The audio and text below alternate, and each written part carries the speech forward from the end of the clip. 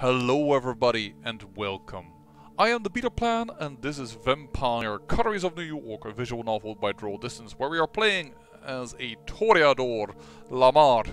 And we just met a man that makes me ashamed to be white. And we're gonna take him down.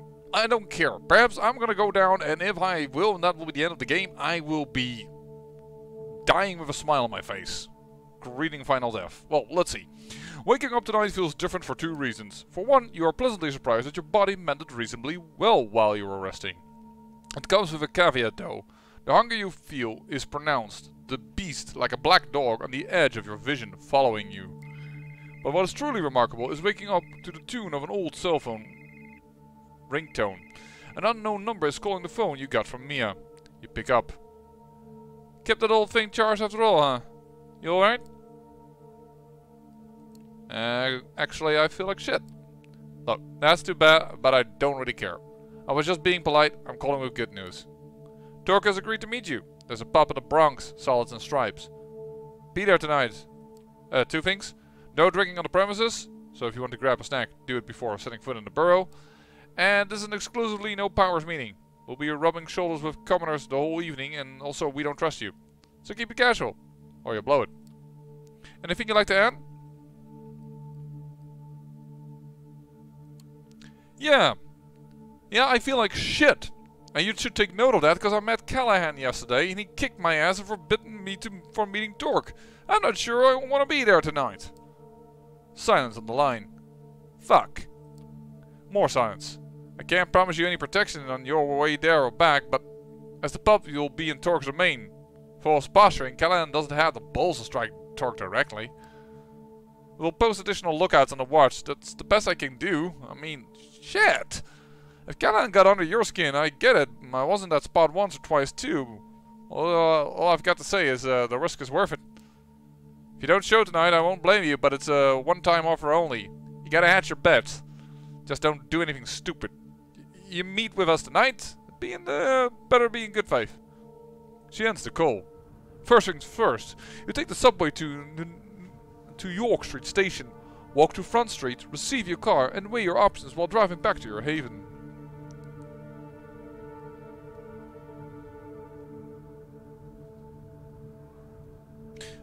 Nope. I'm not gonna go there directly. Drive around, I don't think smart. Tell Sophie you can't meet with Torque.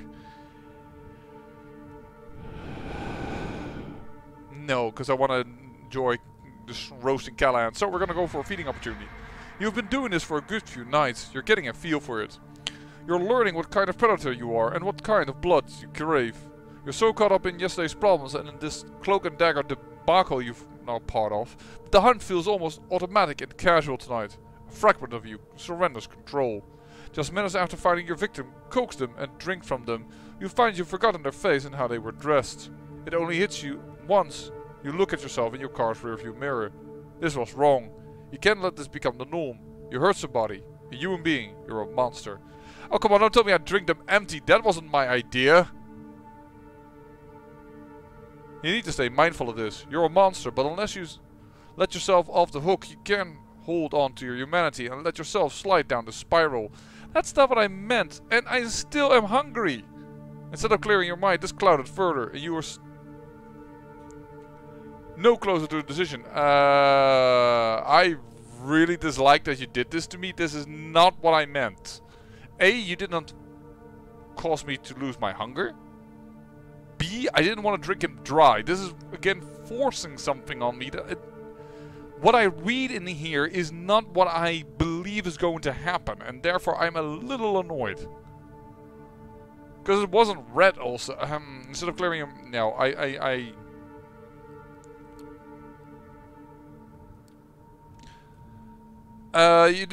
You do intend to visit Torque tonight, but you decide to drive around a bit first. Something tells you there might be somebody tailing you.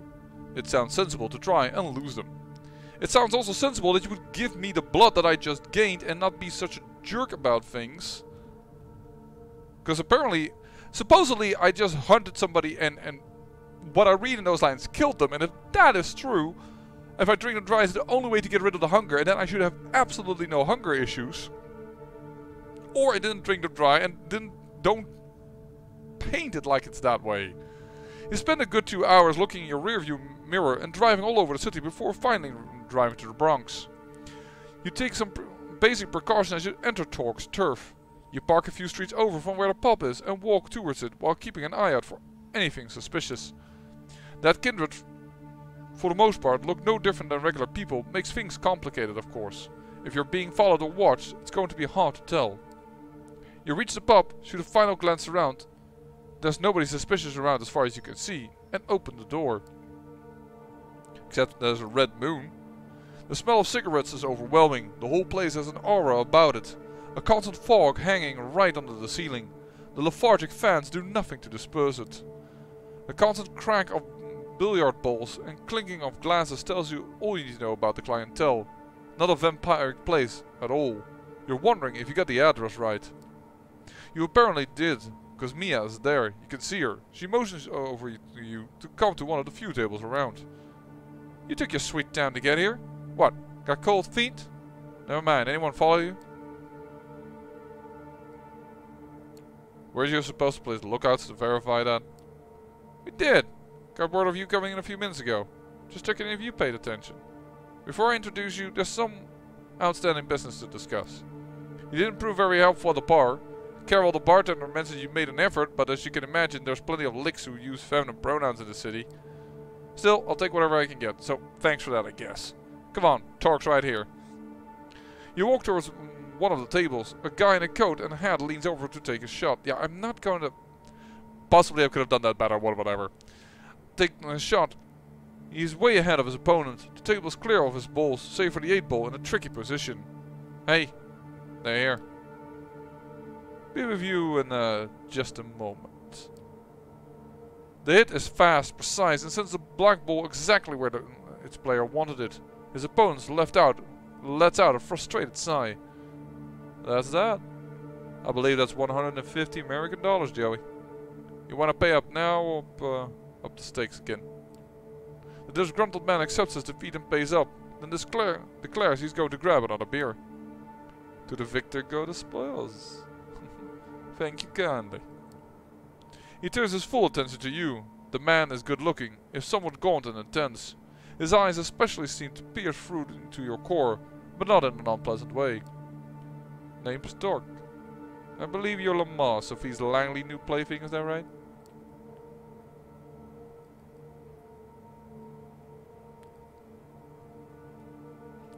Plaything? No, we're not lovers. Huh, apologies then. With her that's kind of the default I hear. I did hear about your curious partnership though. Forgive me for being real with you right out the bat, but I like to know who I am dealing with. So here's something that I've been scratching my head about. If you're with Langley, and Langley's scam through and through, I'm told, what does he come to accomplish here tonight? Well, both of these. Sophie Langley wants to meet you. Don't ask why, she didn't tell me. She just said it had something to do with gathering allies against Boss Callahan. And I'm here to arrange a meeting. Which is why I know that I'm going to do both if I help out Sophie here. The fuck? I knew nothing about this, T. They lied to me. Mia is furious. She's looking at the pool cue and at you as if she was figuring out the best combination for the two. It's fine. I appreciate the honesty, even if you weren't straight with my second in command. That I don't appreciate. Well, ain't that an interesting opportunity and proposition? You gotta be seriously thinking about meeting with Langley. This is hardline scam. It's a trap, it must be. It just might be. Just might. He looks at you, pierces you with his unnatural keen eyes. I mean, come on, I wasn't entirely untrue to your second in command. He's about to say something when a door opens at the back of the room. Hey, Torque. You, got a guest. They're at the back. Yeah, won't you be a dear and keep our new friend company? I'll see what the commotion is. Sure thing. Torque tips his hat to you and walks to the back, joining the man who called him. Mia glowers at you, this time weighing one of the pool balls in her hand. She looks like she has half a mind to chuck it at your face. You gotta be quite happy with yourself, bluffing your way in here.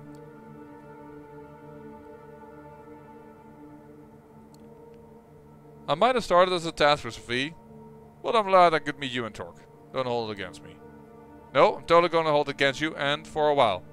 You made me look like a chump in front of Torque. Here I was beginning to think you might make a good addition to our little family. There's a whole lot of trust you'll have to regain before that happens now. That's not what I meant. I didn't mean that I wanted to join you. I meant that I want to take down Callahan because he's an asshole. Whatever. Torque appears from a door at the back and calls across the room. Yo, Mia. Can I grab you for a second? Lamar, get over here. Oh, Lamar, get over here too. You go to the back room. It's basically a storage area with a single wooden desk. It's pretty cramped, especially considering there are 5 other people in there with you. Torque ushers you in and closes the door behind you and Mia. 2 burly dudes are holding somebody down. A familiar voice reaches your ears. Motherfuckers. You're gonna pay for this, you hear me? The boss are gonna to fuck you up so bad you have no idea. Have you had the doubtful pleasure of meeting Mr. Curtin Ruti here before, Lamar? You could say that. You fucked! You're so fucked you don't even know it! You stupid piece of shit! Should have ended you yesterday. The boss told you to stay away, you should have listened! That's the story and a half, ain't it? Vince, come down now and tell me how many of your guys are still out there on my turf. Go fuck yourself. You're done. The boss will know the stupid piece of shit Fletcher came here. He knows that we're languing. You know what it means, Torque. No, I don't. What does it mean, Vince? Now the boss gonna wipe you out. He'll just say you're sucking Langley stits and all those buddies of yours gone. You're done, Torque. Well now, if that's the case, I guess ridding New York City of your toady ass won't make things any worse, will it? Actually, there's an idea. Vince mentioned that he beat you up yesterday. Is that alright, Lamar? You wanna repay the favor? Hey, it's your turf, Torque. I think you should deal with him. I've had my run-in with the beast already. That's a fair point of view. He takes an old pool cue and breaks it over the knee. Hold him down, bros. Don't you fucking do it, Torque. Don't! Torque takes a sharp piece of wood and jams it into Vince's chest. His features grow slack, his entire body inert. He doesn't even give out a yelp. Take him downstairs. Let's keep Callahan guessing about what happened to his favorite puppy. I'll figure out what to do with them cum guzzler later.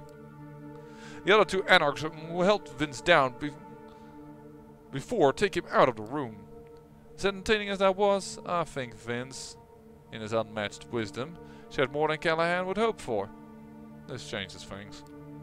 Even heard about Operations Lightout? Ever heard about Operations Lightout, Lamar? It was a second Inquisition effort here in New York City. Seeing a night of raids at the magnitude never seen before, or since. The Ivory Tower got away with just a few losses here and there. No major players were hit. They managed to find safe spots and stay out of the eye of the shitstorm. Us though, we got hit hard. All over town. Havens were rooted out. Entire coteries and safe houses gone just like that. Nobody saw it coming. I barely got out in one piece. Mia looks at him with concern and puts her hand on his arm. He shrugs it off, gently, but surely. Others like my child, Bob, and Mia Shire, extinguished. But you know who got out without a scratch? Callahan. We thought about it for the past few years. How's that Big B managed to excuse himself from the Staten Island Museum where we used to meet just before vans full of guys in body armor show up? How's it is that as my baby is burning up after being shot with incendiary rounds? I also see Duke Callahan running with his tail between his legs, pushing fledglings like you in the path of the SI. We think the bastard knew what was coming, and he set us up. Not just us.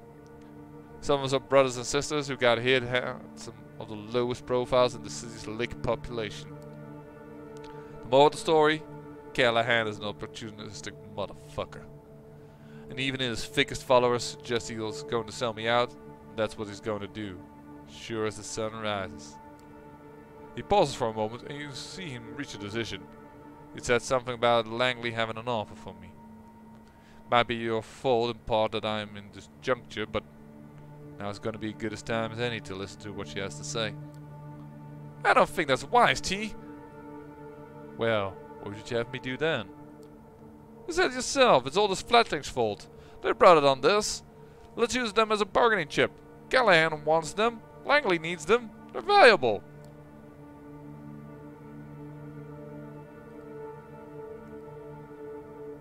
Me? No, you're wrong, I'm just a pawn. That's why Sophie sent me here. Plausible deniability and all that.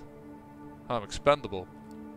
The realization that you just summarized the entirety of the last 2 weeks or so hits you hard. But if there was a moment to be honest with yourself, it's now. Fuck! The man puts his hand on Mia's shoulders. She calms down a bit. We're afraid, Lamar. But then, what else is new? It's a paradox, being who we are. The hunter one night, the hunted the another. Masters of the night, slaves to the dawn, a duality to everything. Mia, I understand your concern, but I need you to trust me like you did before. This is my call and my responsibility. You can give me shit about it later, like I'm sure you will. Count on it. He smiles and takes on a no bullshit look and points at you. 3 conditions. First, you can pick me up, personally, and bring me to the meeting spot. Anything goes sideways, it's your ass. Second, Mia's coming with me. No 2 ways about it. 8 eyeballs in the meeting. The 2 of you, the 2 of us, nobody else. And third, the meeting's in public. Downtown, some spot frequented by mortals. We see you take us anywhere fishy. We check out and fuck you up as a message to Langley. I count on it not coming to that though. You seem likable enough. The cam hasn't got its talents in you yet. Keep it up. And maybe you come to the same conclusion we did in your own time. I'll make sure to repeat your conditions to Sophie. You do that. Be on your way. Ask for me here when you need me. The bartender knows how to get in touch. Just ask him to put the owner on the line. Mia walks you to the door and accompanies you to your car. Listen, about what I said before? Yeah, what about it? I panicked, that's all it was. It was unfair what I said. If anything, it was my fault. I'm angry with myself and it makes me angry with you. Now forget it. See ya. She starts walking back to the bar as you start the engine and head back to Sophie's apartment. Time to give Sophie the good news. She welcomes you as openly as ever, clearly excited to see you and for what news you might bring. Good evening, Lamar. How's your task going? You have something for me, perhaps?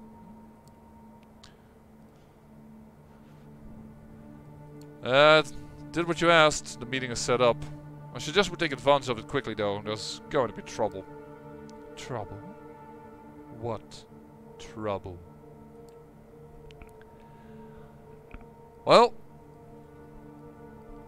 Callahan, Boss Callahan, goons grabbed me yesterday and forced me to meet with him. It was very clear that I cannot be talking to Torque or he'll have me killed. I went and did it anyway. I appreciate your dedication. I really do. I'm sorry if you got hurt. Thank you for following through though. Well, let's hear it. What did Torque agree to? You are Lady Anarch's leader's condition. You are to pick him up. And Mia. The meeting should include the 4 of you, and it should be held in a public space. Those are all fair enough.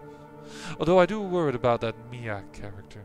Tell me, do you think she's trustworthy?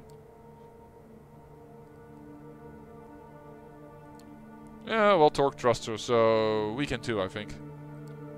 Very well. As for the place, I wonder if they would agree to meeting in Hudson Yards. The vessel. Plenty of tourists visit that place, but if you go there after midnight. She seems to have made up her mind. Yes. Yes, bring them tomorrow night. Look for me near the top level.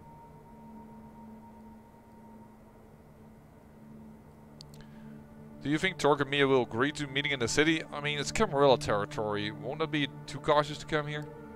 They did ask me to pick the spot, did they not? It's public and it's open. I should love that. Pick them up at midnight, then drive them back to Midtown. That's the plan.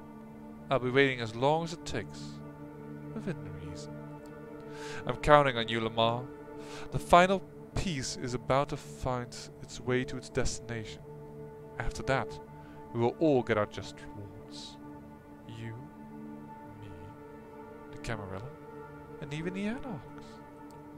I could almost kiss you. Yes, you'd like that. In fact, you desire it. She must have caught in your expression. She smiles. A figure of speech, darling. Or at least it is tonight. But a few nights from now, who knows? I am growing fond of you. And success whets my appetite for these kinds of things.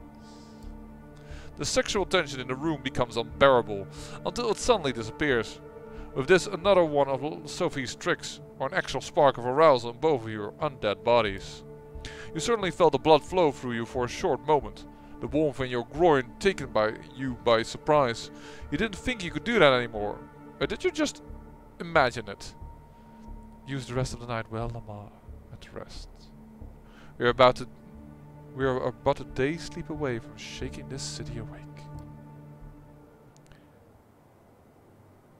Well, let's go with hope then, because hopefully we can still do that. I have the feeling I cannot get her on my side quick enough. When you reach the cafe, you're welcomed by the familiar face of the waiter who first let you inside. You exchange looks and nods. He hides his vape pen in the back pocket. She's been inspecting you. Something happened to her car and she hasn't actually left the room ever since. He scratches his head, shrugs, and gestures at you to follow him. It's the same route as before. First, beyond the locked door at the end of the room with all the computers, then into the endless grey labyrinth.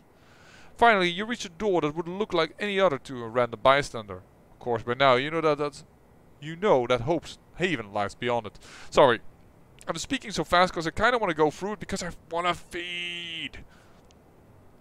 The waiter bids you adieu with an exaggerated bow and starts walking back to the cafe.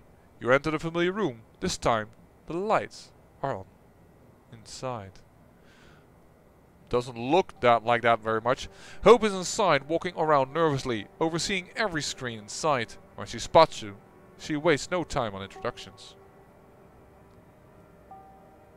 I am not okay at all. Carrie Montgomery, what do you know of her? I know the name. You could have seen her in listicles such as Top 5 Badass Women in Tech 2018, 12 CEOs who spark innovation through empathy, or 20 entrepreneurs with mysterious ties to Jeffrey Epstein. Oh! Hey, hello! Bastard. Sorry, taking your own life is a terrible thing, but taking that from girls is...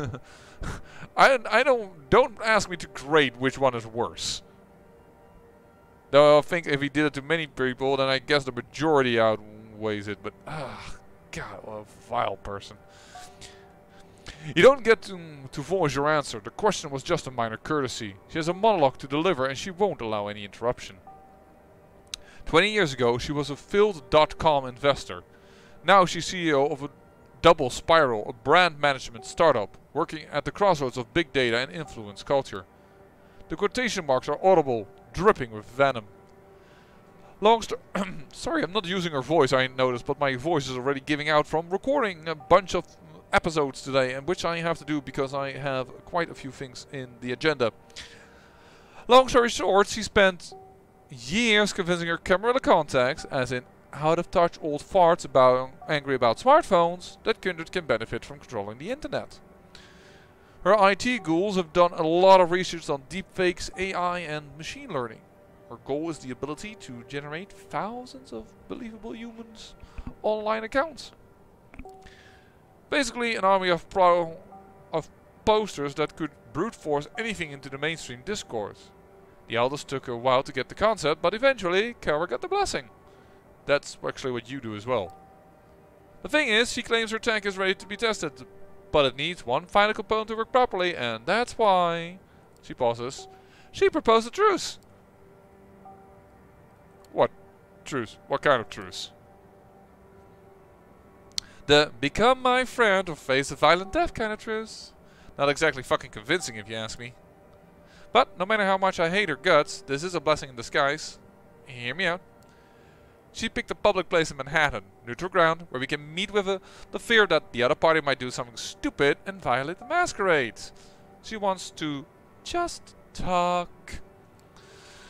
You will go there in my place and listen to her terms. We won't accept them, of course, especially not after she tried to kill us. You will just steal her voice and walk away.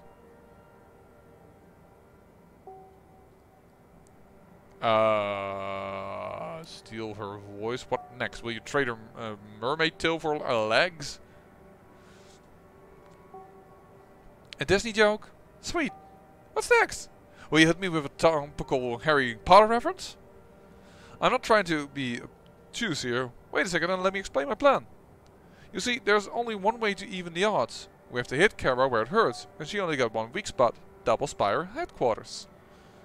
Kara's the only person there with access to every room. The security is something she came up with herself. Voice-based, but based on a different password phrase every time. That means just recording her talking is not enough if you want to get in. That's why I start selling illicit materials to people with access to advanced deepfake audio technology. I've got it right in this room, and now all I need is a sample base that will allow me to manufacture a bot that talks like her. To monitor data, I need to stay behind. Still, I think the plan is pretty simple. You talk to her while wearing a wire, I process the recordings to steal her voice, and voila, she's wide open. Then we invite Double Spiral and destroy it from within. The evil is defeated, I become part of your crew, happy ending for everybody. How does that sound to you? She wanted to talk to you. Will she even talk to me? Yeah, she's too stuck up to talk to a total rando. But given an opportunity to get Sophie Langley's right hand on her side, she won't let it pass by. I'm not even sure why you want revenge on her. I never got the whole hope is against Kara thing. And even if you weren't a minor celebrity in the city, I'm sure our connection would have been enough to hear you out. Hope shakes her head and claps her hands. When she speaks up, she sounds different, more spaced out, stuttering. Alright, let me fix you up with the hardware. She hands you a minuscule earpiece and starts attaching small decorative pin to your clothes, along with some masked wiring. It's the directional microphone. I can clean up the audio later, but keep it pointed directly at Kara as much as possible. Alright? You put on the earpiece she gave you. It fits snugly deep inside your right ear. 1, 2, 1, 2, 1, 2, 1, 2. The hardware works flawlessly and the audio quality seems great. You gave Hope an affirmative sign with your head. Beautiful. Kara designates the meeting place as the vessel. You've heard about the place, right? It's right by the eastern end of the Lincoln Tunnel. A giant pile of staircases is basically impossible to miss. Manhattan's answer to the Eiffel Tower, or a gaudy monument to being only ever so slightly free.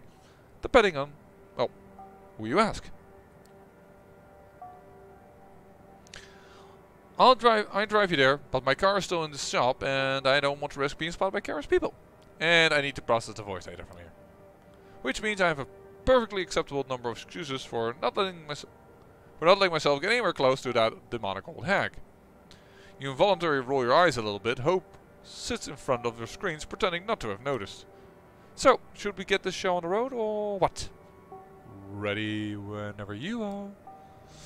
No sense lingering here. You get back up the street and find your car. Wrapping up this show as quickly as possible sounds like a good idea. Around 30 minutes later you are in front of the vessel. Hope's description, a giant pile of staircases, wasn't particularly helpful. From the distance the building looks more like a giant honeycomb, designed to swarm with tourist bees. At least during the day, that is. At the moment the place is closed to general public. A few men who look vaguely threatening and out of place are making sure nobody unwanted gets in. However, you have no problem getting up the stairs. All it takes is an exchange of knowing glances with one of the guards. You are expected. Could I not have feed before? Ah! This game, sometimes it gives so many feeding opportunities, then it doesn't give another feeding opportunity at all. Urgh. And when it does, it also starts to play with you in a way that I don't like. I mean, of course, the beast, you don't have it entirely under control. I get the whole feeling, but I have no indication somewhere how bad it is. Nor do I feel like it is entirely fair, because it did control the beast the last time, so why did I feel now? A lone figure appears in your sight, staring down at the streets of Manhattan. You know, city people often complain about being unable to see the starry skies. But I always thought the real tragedy was how they're unable to appreciate the man-made sea of light that surrounds them. You can't teach people a lot of things, but you can teach them to see, huh? Oh, you can teach people a lot of things, but you can't teach them to see, huh? You recognize the face from Hope's phone. Finally means Kara Montgomery in the flesh. She turns to you, puts on a wild smile, and shakes your hand with a firm grip. First, a representative of Sophie Langley, now a representative of Hope. Not the way I developed my own career, but I gotta say, not many neonates get around the way you do. Actually, I said that in the beginning somewhere, that I would be interested if she would perhaps be your Ventru contract taking Sophie Langley's role, but I wouldn't be surprised if Sophie Langley would also pretty do well for a Ventru, considering her way of acting. But you can also start as a Bruja, and that doesn't feel right with Langley for me, but eh. Hardy fucking har. Wait, she can still talk to me? Hope speaks up in your ear for the first time, seething with contempt. Although Kara couldn't possibly have heard her, she immediately goes on to address her absence. You know, vampires can hear very well. I'm really afraid that she can. Can't say I expected her to actually arrive here with you, or instead of you. On the other hand, I'm sure every single word I say will be instantly related to her. A Chinese Democrat, and for the first time in forever, your empty blabbering will serve an actual useful cause. So let me make sure we cut out everyone but the middleman for a while, okay? She takes out her phone and taps the touchscreen. In a few seconds, the barely perceptible buzzing sound in your ear disappears completely. You can't hear Hope anymore. It's probable she can't hear your voice right now either, which would mean she must be busy ragging and cursing out everything in her sight at the moment. This obviously wasn't something she expected to happen. Could it be that Kara saw through her plan? You have to play it cool and see what happens next. Knowing Hope, you've probably heard whatever scraps can be googled about me, and a pile of insults for good measure. Obviously, I know everything there's to be known about you as well, Lamar. I don't believe we had a need for formal introductions, but first off, let me apologize for the discomfort my former employee has caused you. I wasn't remotely aware of his planned axes against Hope. I fully condemn them. I'm glad to see you unharmed and, of course, applaud your swift disposal of the psycho. Langley chose you well. Brief silence. So let me cut to the chase here and present myself the best way I know how. Through my ideas. Who do you think has a monopoly on reality? Not much for small talk, is she? Who do you think has a monopoly on reality? Corporations do. That's a fairly typical answer. Very 21st century sounding. Have they succeeded in replacing the state here too? State though, she says. I think it was do instead of to. She signals to someone behind you. For a while you've been watched by Kara's men who circle around the staircase. Presumably your ghouls. One of them sets off downstairs. You know, Bolivia just had a military coup. Hundreds of new accounts posting about nothing but Bolivian politics in English set out to convince every random person online that the US wasn't to blame. Sloppy work if you ask me. Now imagine this. A 17-year-old K-pop fan from Ohio writing an entire thread about how her relatives in La Plaza are actually glad the president is gone. A film reviewer with a side interest in politics selling you a CIA-approved narrative about Evo Morales. An approachable fitness guy explaining the situation to you in simple terms, just like it is. Animated voice, expressive gestures, and steady eye contact. She's taught herself how to project a good image, but it isn't a natural yet. At times it feels as if she's screaming at you to trust her. It's not hard to emulate the masses. Reach out to one of those Eastern European troll farms and bang. A few hours later you have a clone army that will instantly voice their support for your any cause. You will spread your message, but you won't foster a new culture that serves your goals. Won't masquerade your messaging as independent thought. For that you need personalities, not masses. But the ability to emulate personalities? A whole different ballgame. Not a craft, but an art.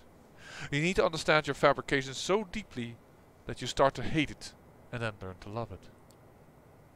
And if you want to make a bunch of those personalities follow one agenda, you need a once-in-a-lifetime team to achieve that. A like-minded, artistic collective. Both ambitious and obedient. Even though you can't hear Hope's voice in your right ear now, you could swear you hear her in Kara's speech. It's the exact same tone she was using when monologuing in the car. One of them must have been a big influence on the other, or perhaps they used to be in a position where they both shaped each other's personas. Hard to say, only one thing is for sure, and that is Hope must be absolutely furious right now. Is it possible that Kara knew about her plot? Fingers crossed her. She doesn't. In a sense, I almost had the feeling that this is Hope. I hadn't voiced that before, but it's noticeable that she wears pretty baggy clothing with a rather odd t-shirt for a CEO of something, and that doesn't seem to fit, and it also hides her tattoos really well. Also, they're both blondes. And we never seen them together, only on a phone, and that somehow I don't trust. I wouldn't put it past a Malkavian. The state is satisfied when an account that went unused for 5 years suddenly starts yelling imperialist propaganda into the void. The aging corporations are too set in their ways. But imagine a fresh startup that enables the proliferation of ideas adjacent to the prince's plans for the future. Now imagine it getting into bed with the biggest corporation and agencies. So many unlives that could be improved, or even saved from the raids of First Light. I have the infrastructure. I have the elder support. All I need now is a mastermind at the center of it all. Hope. Yes. Hope. She looks down and takes in the scenery below for a while. Then she points at her t-shirt, the one piece of clothing that clashes with the rest of her outfit. I also think this is a little too baggy, and you have suspenders, which may have been cool for a short moment again, but that phase is already far out again. You know, I'm a huge fan of punk. The leading idea of my company, Double Spiral, is to make everything I do a little bit punk. I'm all about clashing ideas. I'm all about disruption. You blink a few times in quick succession. Oh god, you think to yourself, she's that kind of person. You saw them a lot in your old life. Another rich idiot who thinks deals are an art form too. Hellbent on preventing the meaning of any piece of actual art that hasn't been thoroughly ruined by the art-hating dystopia that surrounds you. I need to parse this for myself, hold on.